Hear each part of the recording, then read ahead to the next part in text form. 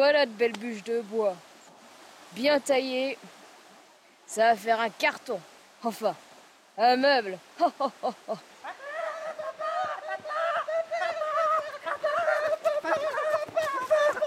Qu'y a-t-il, mes petites filles?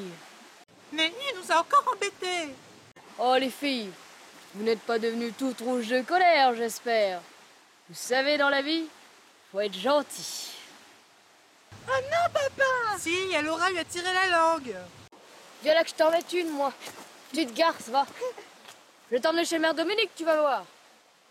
Bon, allez voir votre maman. Elle a ramené des gentilles œufs frais de chez Madame Olsen. Parce que nos poules ont le cul trop serré. Moi, je vais couper du bois.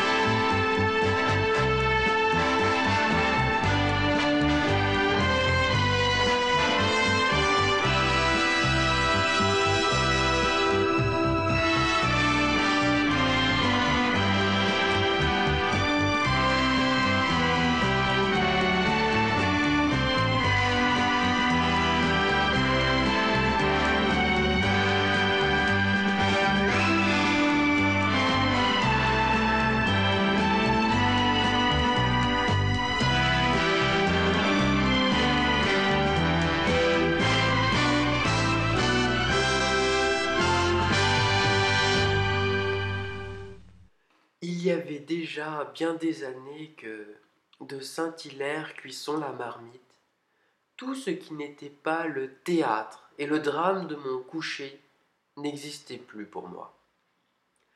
Quand un jour d'été, comme je rentrais à la maison, ma petite maman, voyant que j'avais chaud, me proposa de me faire prendre, contre mon habitude, un peu de lait. Je refusai d'abord et, je ne sais pourquoi, me ravisai. Elle alla faire chercher par mon cousin un de ces gâteaux croustillants et délicats appelés gros cookies, qui semblent avoir été moulés par la louche de la grosse Bertha.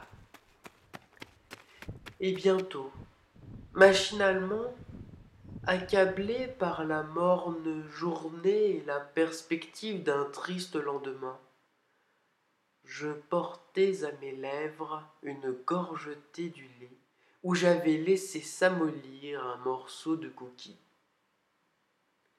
Mais à l'instant même où la gorgée mêlée des miettes du gâteau toucha mon palais, je tressaillis, attentif à ce qui se passait d'extraordinaire en moi. Un plaisir délicieux m'avait envahi, isolé, sans la notion de sa cause. Il m'avait aussitôt rendu les vicissitudes de la vie indifférentes, de la même façon qu'opère l'amour, en me remplissant d'une essence précieuse. Ou plutôt, cette essence n'était pas en moi, elle était moi. J'avais cessé de me sentir médiocre, contingent, mortel. D'où avait pu me venir cette puissante joie? Je sentais qu'elle était liée au goût du lait et du gâteau, mais qu'elle le dépassait infiniment, ne devait pas être de même nature. D'où venait-elle? Que signifiait-elle? Où l'appréhender? Je bois une seconde gorgée ou je ne trouve rien de plus que dans la première? Une troisième qui m'apporte un peu moins que la seconde. Il est temps que je m'arrête. La vérité que je cherche n'est pas en lui, mais en moi.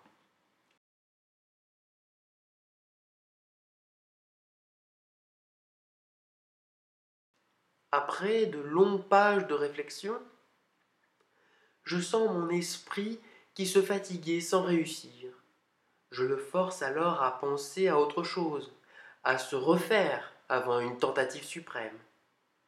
Puis une deuxième fois, je refais le vide devant lui Je remets en face de lui la saveur encore récente de cette première gorgée, et je sens tressaillir en moi quelque chose qui se déplace, qui voudrait s'élever, quelque chose qu'on aurait désancré à une grande profondeur.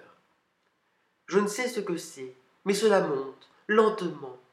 J'éprouve la résistance et j'entends la rumeur des distances traversées. Certes, ce qui palpite ainsi au fond de moi, ce doit être l'image, le souvenir visuel qui, lié à cette saveur, tente de la suivre jusqu'à moi. Mais il se débat trop loin, trop confusément, à peine si je perçois le reflet neutre où se confond l'insaisissable tourbillon des couleurs remuées. Mais je ne peux distinguer la forme, lui demander de me traduire le témoignage de son inséparable compagne. La saveur, lui demander de m'apprendre de quelle époque du passé il s'agit. Arrivera-t-il jusqu'à la surface de ma claire conscience ce souvenir, l'instant ancien que l'attraction d'un instant identique est venue de si loin solliciter, émouvoir, soulever tout au fond de moi? Je ne sais. Maintenant, je ne sens plus rien. Il est arrêté, redescendu peut-être. Qui sait s'il remontera jamais de sa nuit?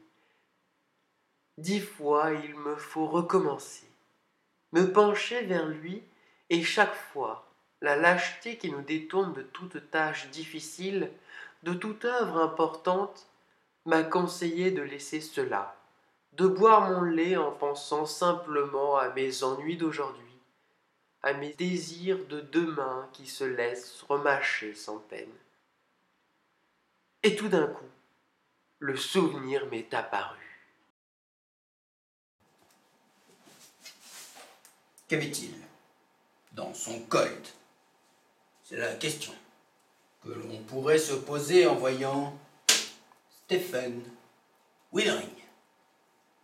Cet homme, d'apparence banale, voire chatoyante, est un multirécidiviste.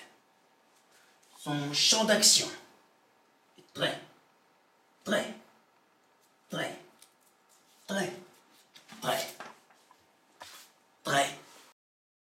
très large.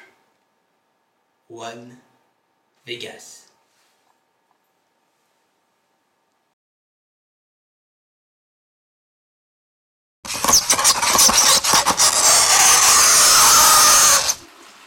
Le vent.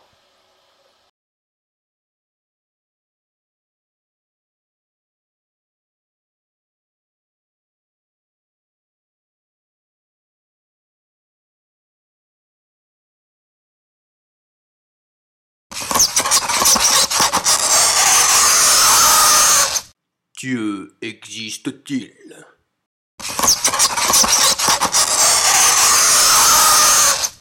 Oui.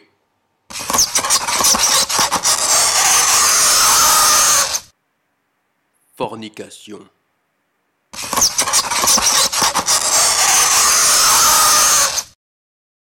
Personal computer.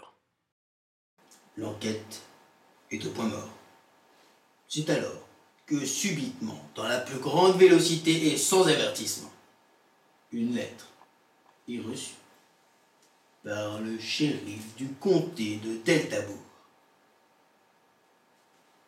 C'est alors que va être révélé le plus grand secret de tous les temps. Monsieur Willering, je vous cherche partout. Il est écrit que Monsieur Willering, moi je vous aime. Vivons ensemble jusqu'à la fin de nos jours.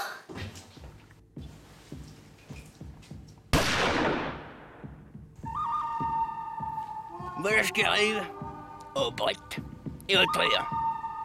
Un fromage des héros en culotte courte. Ça se conserve au froid. Bon le cagnard. En plus, quand c'est coûte à bras, c'est du vol. Et voilà, mon fidèle compagnon. Dans la vie, il y a deux types de personnes. Ceux qui aiment le fromage des héros en culotte courte et ceux qui se prennent des balles. Lui, il était de deuxième catégorie. C'est parti. Viens par là. I'm a lonesome cowboy in a long, long way from home. Yee-haw! I'm a lonesome cowboy, long, long way from home.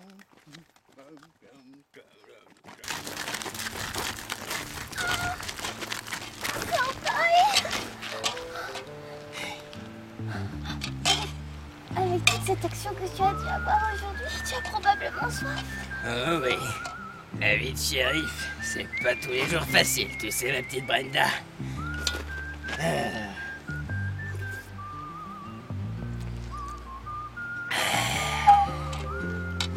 Allons-y, mon fidèle destrier. Ou mon fidèle étrier. J'aime bien les deux. Viens avec moi.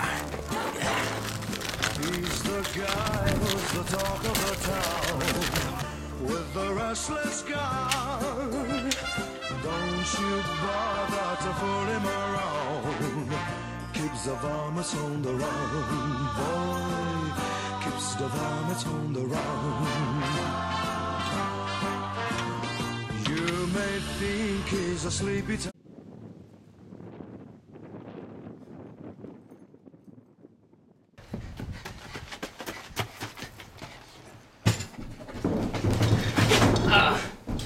Oh, il va rien ici. Où c'est qu'elles sont, mes allumettes? Où c'est qu'elles sont, ces allumettes? Ah! C'est pas très pratique. Mais... j'ai pas de bras!